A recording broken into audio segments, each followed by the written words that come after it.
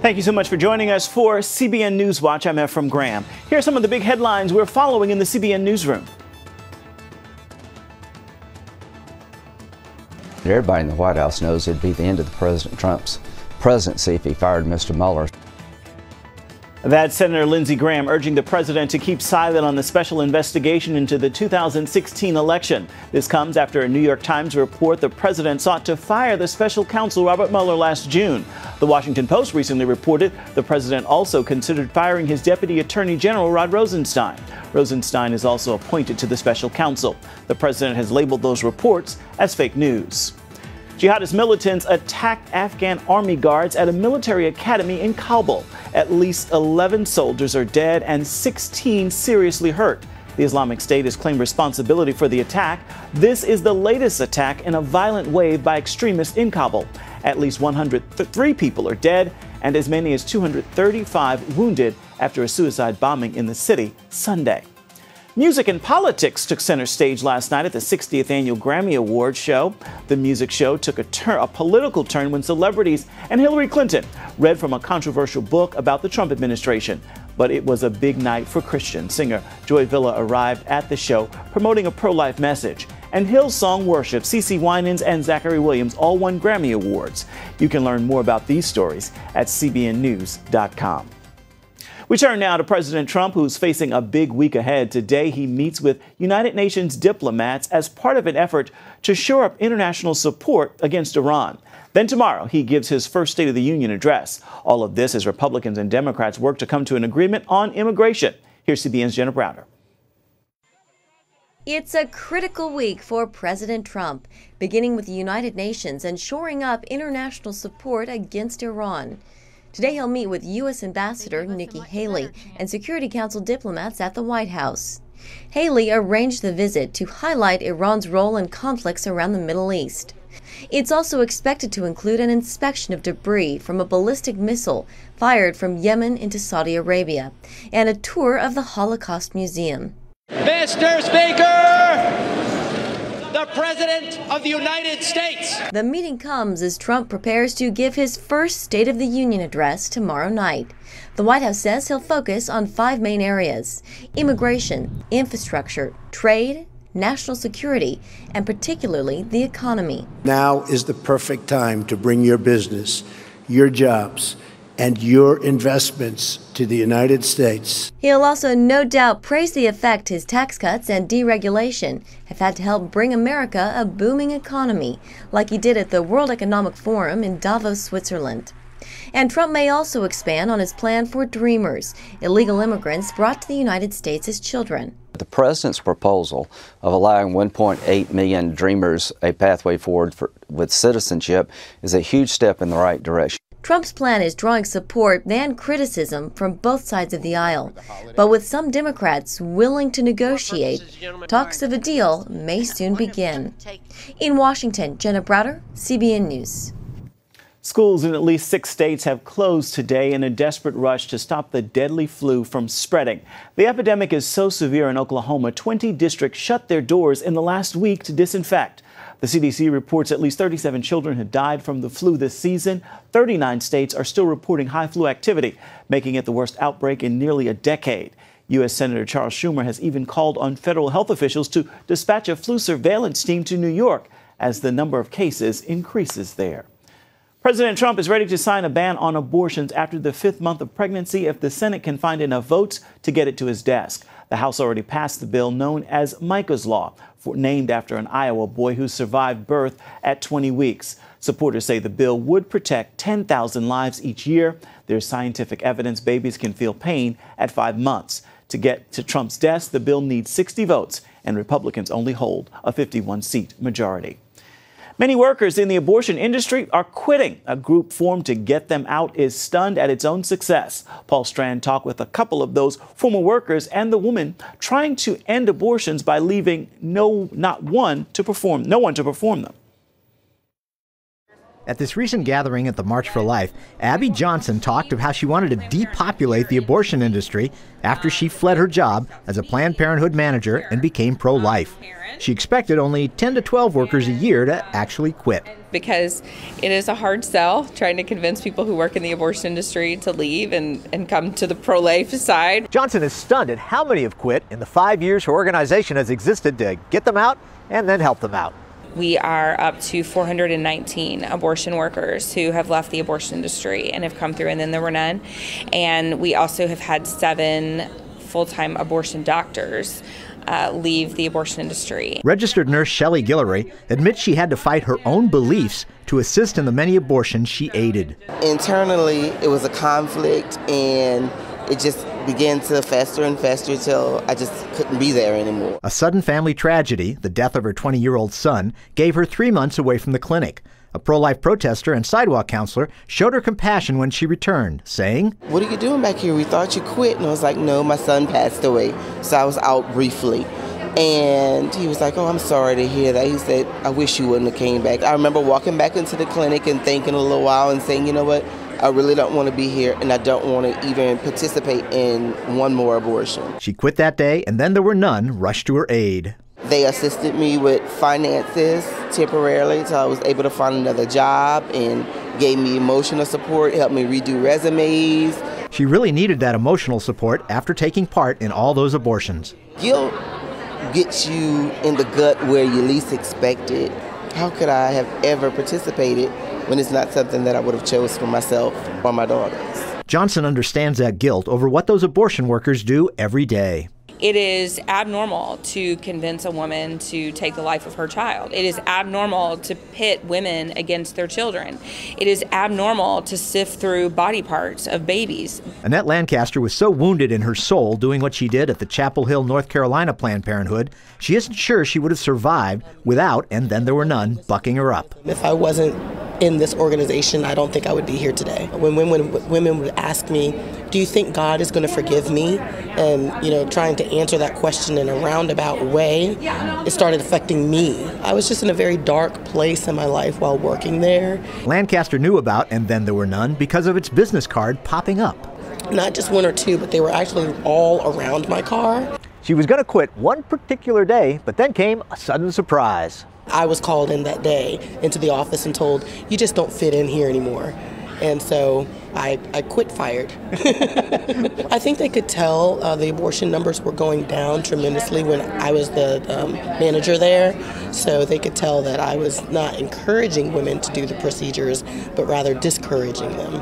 Now, a problem for some getting out of the abortion business is it has such a shady and a shoddy reputation, many people don't want to hire those who worked in it. So Johnson is pleading with businesses, especially medical ones, to get over that prejudice and contact And Then There Were None and start working with it. Because we want to be able to have placements all over the country where we can say, "Hey, you leave, I have a job for you today." And donors are appreciated. We don't have a Warren Buffett, right, that's giving us millions of dollars. And you're not the Johnson & Johnson. No, I'm not the Johnson & Johnson. I don't have the money to fund it myself. It's just ordinary people giving this extraordinary gift, and it's literally changing and saving lives. And for those doubting if they should be in the abortion world, I would tell them definitely go with your heart, listen to God. Paul Strand, CBN News, Washington. Coming up, 20 Iranian Christians embark on a dangerous mission. See why former Muslims are willing to risk their lives to be baptized. Stay with us for much more of CBN NewsWatch. We're right back. Christianity is growing fast in Iran, where tens of thousands are abandoning Islam. George Thomas has the story of one small group that recently took part in a mass baptism.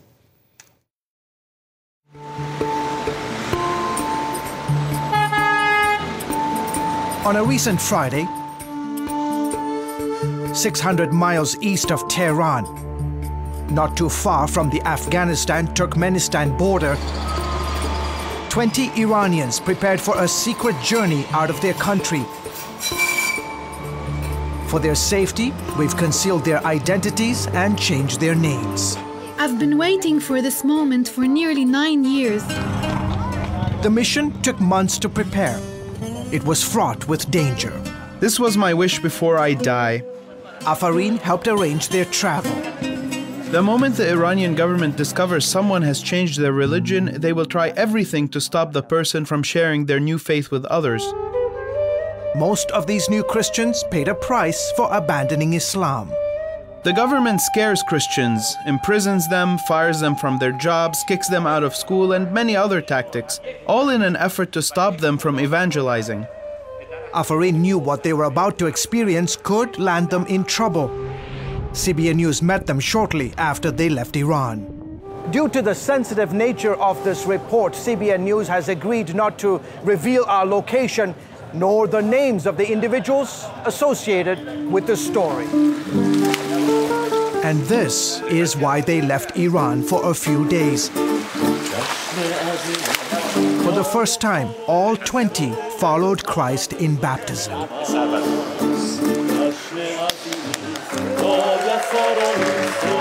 Inside Iran, if the government found out that you were baptized, you would be automatic imprisonment. And so rather than do that inside their country, they came outside for a special event like this. One by one, the young and old got dunked.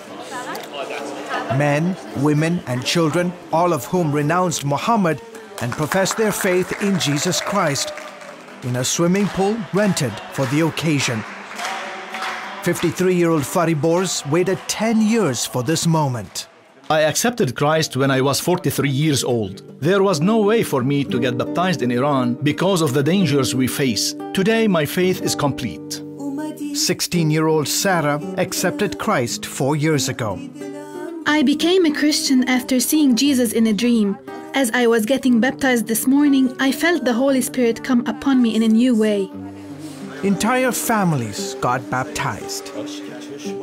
It feels very good. I'm very happy. My whole family is happy. Mike Ansari, an Iranian by birth, is director of operations at Mohabbat TV. In 2006, it became the first 24-hour Farsi Christian channel to beam gospel programs into Iran. The majority baptized this weekend came to faith by watching Mohabbat TV. Some of these believers waited for many, many years to be baptized. They want to tell the world that they belong to Jesus. They want to tell the world that what was before is dead and now they're a new creation. Ansari says many Iranians, especially the young, feel disillusioned with Islam, and record numbers are turning to this channel to learn more about Christianity. Roughly about 16 million Iranians within the last 12 months have viewed one or more of our programs on satellite TV and also on their mobile devices. That roughly translates to about 20% of Iran's population. And that is an overwhelming number. Nathan Rastampour led a house church in Iran for 10 years until he was forced to flee because of religious persecution. Now he hosts a show on Mohabbat TV, teaching folks how to safely run a house church inside Iran. God is using this house church show to not only share the gospel, but also to equip the house churches and make leaders. After a few days of fellowship, teaching, and encouragement, the 20 believers returned to Iran, energized and committed to sharing the love of Christ with their countrymen. Ansari says these exclusive images should encourage Christians that God is moving on the hearts of Iranians. There's a lot of good news that is coming out of Iran, and we need to focus on that and celebrate that. We're hoping that the results that are being shared with the church in the West would encourage the body of Christ in the Western world, that God is very much alive among Muslims and He's doing a great job. George Thomas, CBN News. Somewhere in the Middle East. CeCe Winans took home Grammy Gold this weekend. We're sitting down with her next in Studio 5. Stay with us.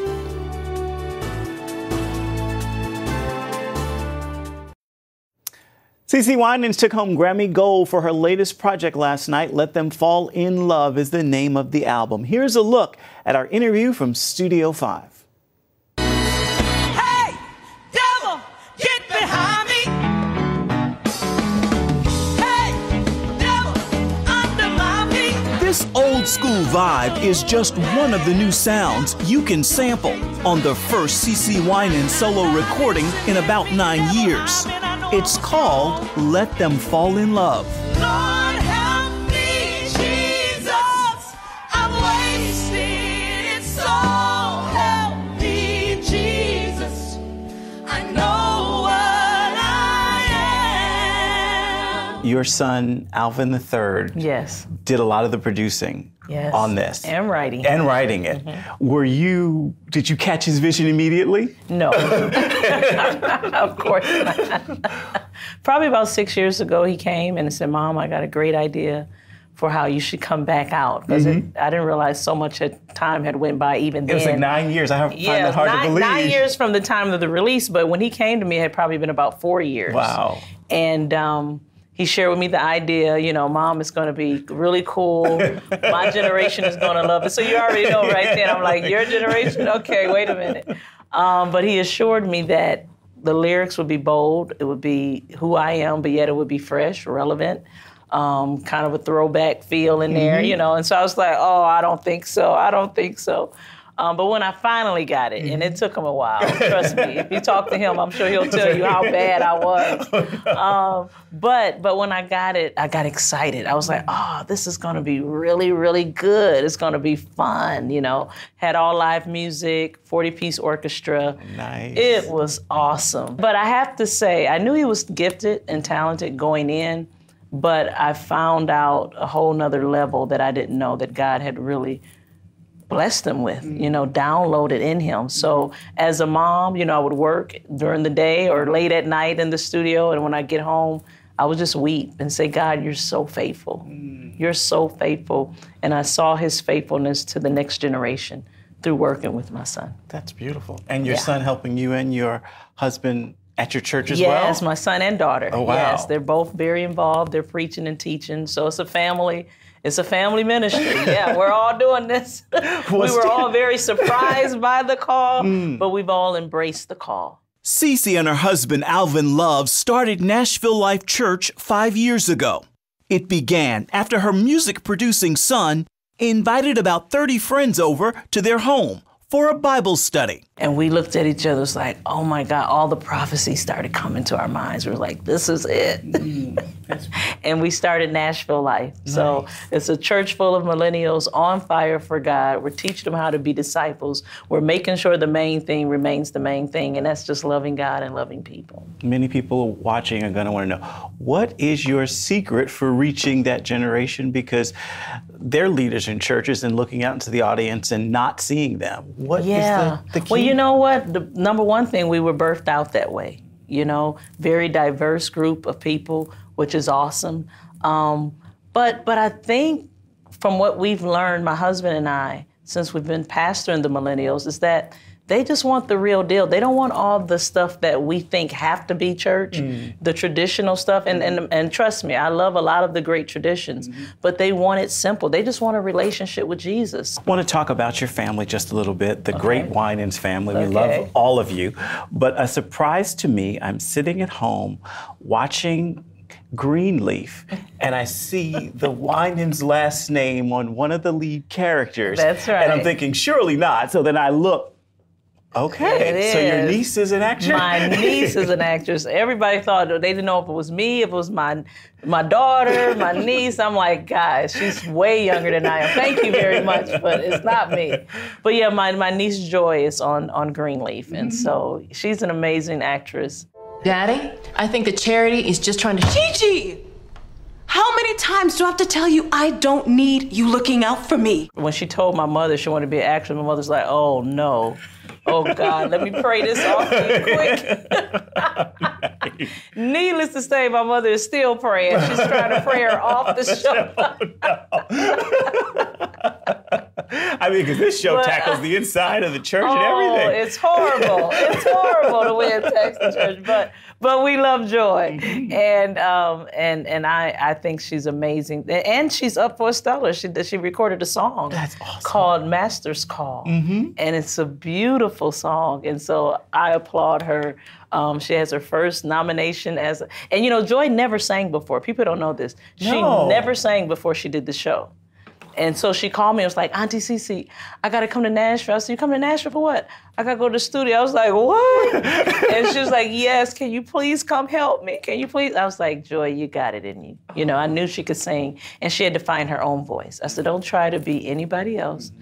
You're unique. Use what God has given you, and He'll bless it. Are there any wine-ins who can't sing? None that I know of that just don't sing at all. No, everybody sings a little bit at least. Yeah. That's beautiful. Yeah. Last question for you. I know people want to know this. I know you've got a new album out. We're enjoying it. We're loving it. New record. Yeah. That's beautiful. Are you and your brother getting back together to do anything else? That's always. I know. We have No. But you know, nothing planned. Nothing planned. I mean, it took me 9 years to get back in the studio to do this. You know, my prayer is always, Lord, let your perfect will be done. If it's singing, great. If it's singing with my brother, great. If it's not, great. And saying that, God gave us this church, and it's full time, you know, and I love it. I love it. Congratulations to CeCe Winans for taking home the award for Best Gospel Song and Best Gospel Album. The album, I promise you, is amazing. If you haven't heard it, take a listen. We'll be right back.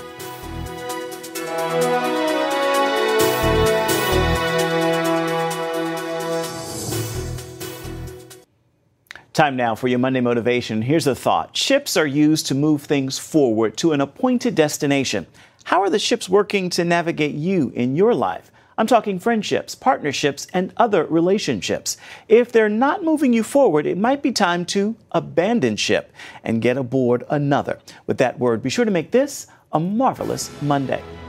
That is going to do it for this edition of CBN NewsWatch. Remember, you can find more of our exclusive coverage of the issues you care most about at cbnnews.com. And we'd love to hear what you think about the stories you've seen here today. You can do that by emailing newswatch@cbn.com. And of course, you can always reach us on Facebook, Twitter, and Instagram. Hope you'll join us again right here next time. Make this a marvelous Monday and a wonderful rest of the week.